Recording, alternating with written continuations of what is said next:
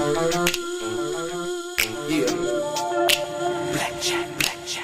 Life is like a game of cards. It's not what you dealt, but how you play it. Yeah. Blackjack. To play each situation correctly. I remember they used to laugh at a brother. Welcome back, guys. Welcome back. It's your boy DELRAY Richardson, platinum artist, platinum songwriter, Straight Game TV. Thank you for tuning in. I appreciate your time. Hit the thumbs up button. It's always appreciated. Subscribe to the channel. Tell a friend about the channel. And if you want to be one of the first people notified when I drop some of the straight game, hit the bell notification so that you can get the a notification when I drop some more videos and some great information for you. I'm going to get right into it. This question comes from a brother from Las Vegas, Nevada.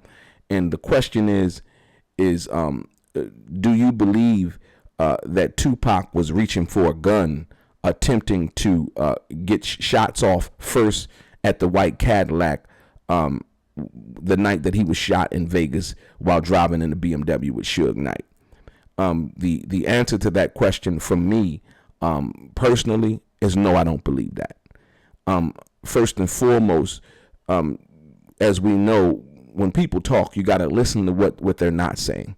And so this information I read in Keefe D's book, as well as he said on different channels from that perspective. And what I don't think that he understood that he had said at that particular time was, he said that Tupac was trying to jump in the back seat of the BMW when the shots were fired. Now, you can't be trying to reach for a gun and jumping in the back seat at the same time. You just can't do that.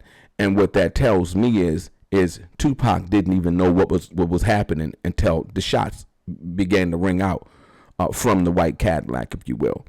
And so that's the reason why I say that I don't believe that story that was told, like I said, in Keefe D's book, as well as he said on different platforms. I personally don't believe it. You can believe what you want to believe. Second, when you deal with the fact that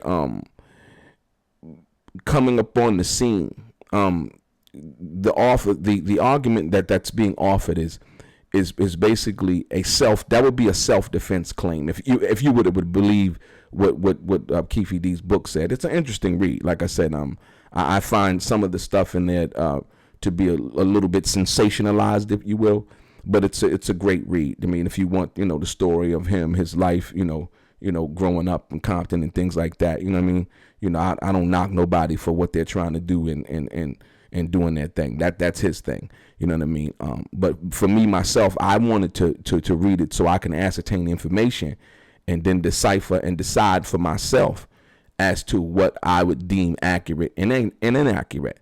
And so on the other side, like I said, number two is that would be like offering an attempted self-defense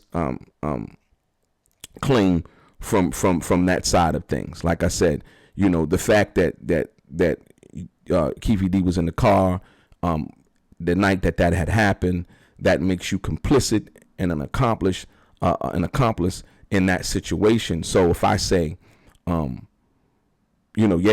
was trying to reach for a gun, as we've seen in many of the cases involving black young men being killed, in regards to situations in regard to law enforcement, right? He was reaching for something, you know what I mean? So I had to, I don't think that claim kind of sticks, if you will, from that perspective. And the reason why I say that is because, number one, it's clear that after the situation, and like I said, Orlando Anderson was in his right to feel like he could handle that how he wanted to handle that. You know what I mean? Being that he was jumped and so on and so forth. I have no qualms with that. Like I said, one action gets an equal but opposite, but sometimes not equal reaction. You understand what I'm saying? So the same thing that you might have done to them, they might not do it to you. They might take it a step further. You understand what I'm saying? That's the part of the situation you can't guarantee or look to be a fair situation. And so when making the argument that, oh yeah, I seen, and from Keefe D's perspective and in his book, that I seen, Tupac was reaching for a gun or something like that. It just doesn't bode well, because, from what we understand, you got to listen to the story that a person's telling. Now, when they pulled up, they basically had a gun in the car already. So what you came or wanted to do was harm from that perspective. You know what I mean? And so by that being what that is, you can't now make the argument that, it's like bringing a knife to a fist fight. What we saw first at the MGM Grand was, a fist fight, kicking, hitting, so on and so forth, right? But from Keefe D's perspective and what was said by many other people, as well as what we know from him, and I usually want to go by what he's saying because he was there.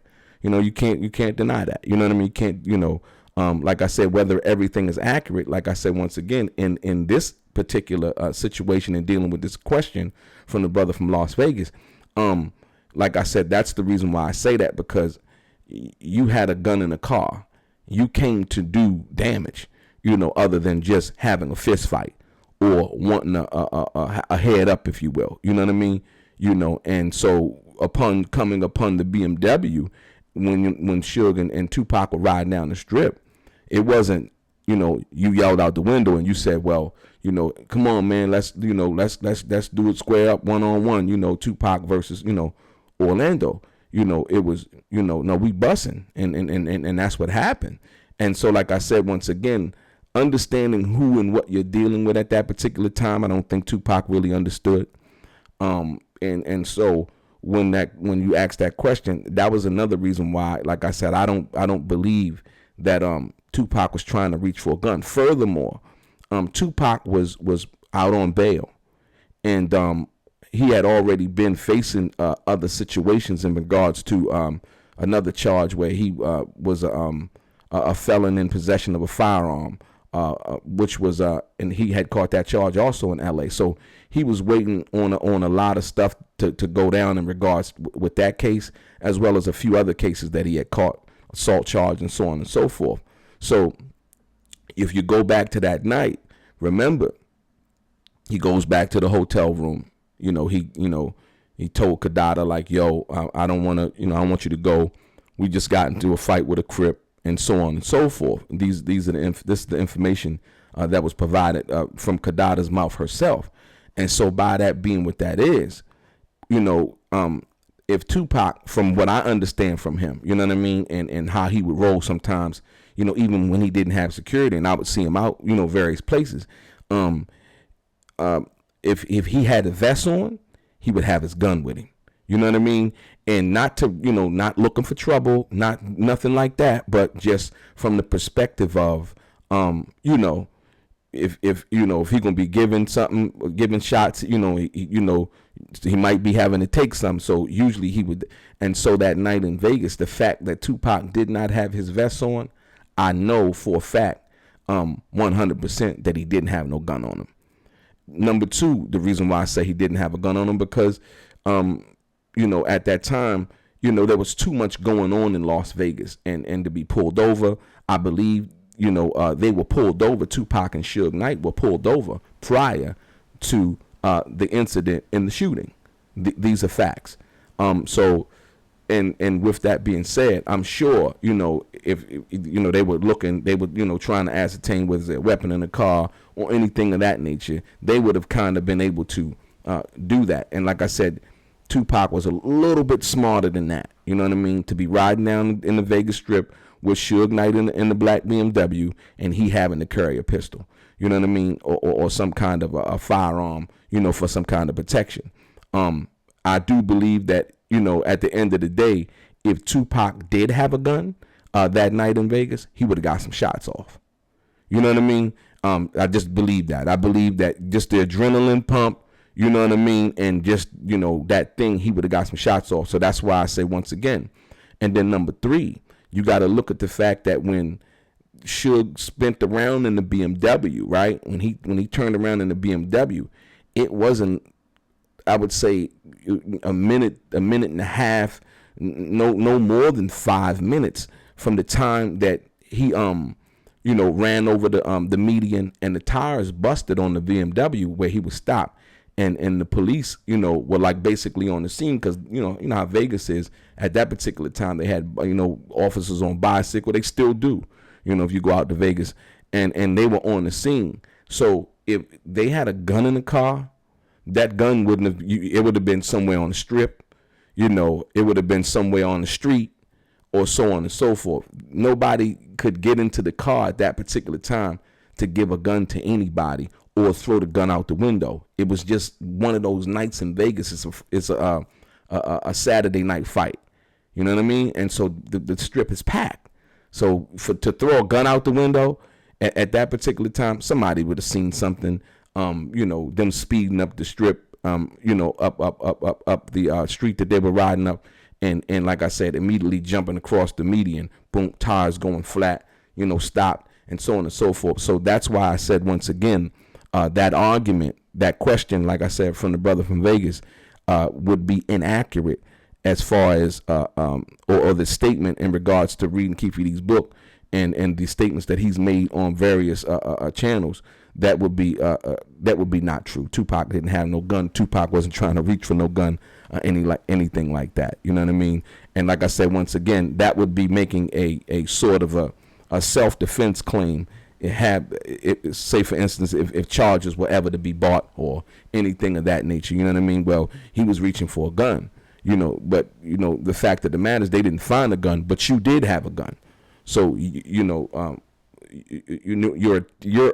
intent, was to do a great bodily harm.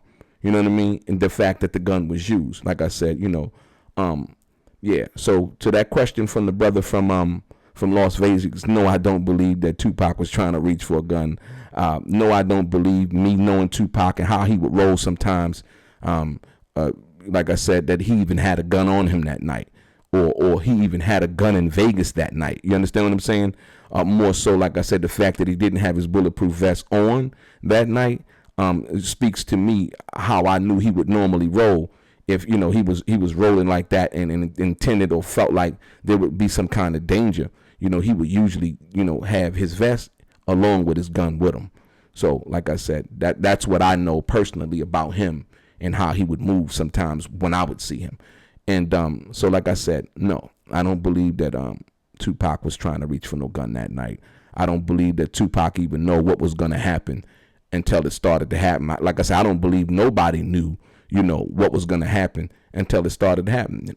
I just don't believe that. You know what I mean? Because if they did, it wouldn't have happened like it did. You understand what I'm saying? And so to look across the car and be like, oh, that's, such and such, let me reach, it just doesn't make any kind of sense.